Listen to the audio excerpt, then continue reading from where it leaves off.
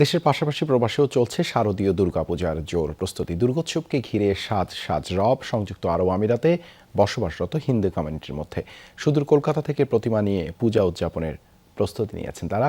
হিন্দুদের সবচেয়ে বড় ধর্মীয় এই উৎসবকে ঘিরে করা হচ্ছে জমকালো নানা আয়োজন।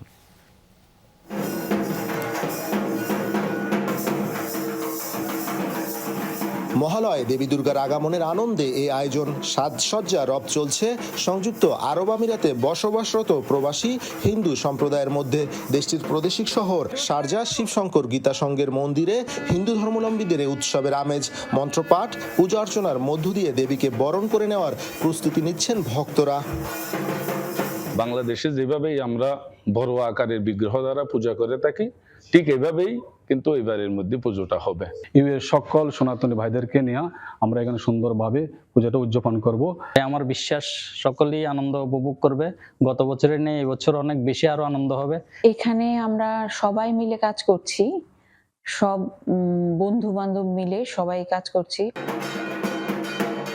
এবার সুদূর কলকাতা থেকে এয়ার কার্গো যোগে দেবীর প্রতিমা নেওয়া হয়েছে শারজায়। 20 অক্টোবর মহাষষ্ঠীর মধ্য দিয়ে স্থানীয় রয়্যাল গ্র্যান্ড হোটেলে শুরু হবে 5 দিন ব্যাপী শারদীয় দুর্গাপূজার আনুষ্ঠানিকতা। আয়োজক বাংলাদেশি সনাতনী ভক্তদের সংগঠন শিবশঙ্কর গীতা সংঘ। এইবার আমরা একটু বড় পরিসরে আয়োজন করতে চাচ্ছি, এই জন্য আমরা ফার্স্ট টাইম আমরা ইন্ডিয়া থেকে খুব একটু ভালো বড় আকারের মূর্তির আয়োজন করতে পেরেছি। আশা করি এবছর অসংখ্য ভক্ত আমাদের এই মন্দিরে আসবেন পূজা অর্পণা করার জন্য। শারজাহ ছাড়াও আবুধাবি, আজমান, আলাইন সহ প্রায় 60টি প্রদেশই ছোট বড় পরিসরে দুর্গোৎসবের প্রস্তুতি নিয়েছে বাংলাদেশি হিন্দু কমিউনিটি। ভারতীয় আর বাংলাদেশিদের আয়োজনে পূজার আমেজ বিরাজ করছে সবার মাঝে।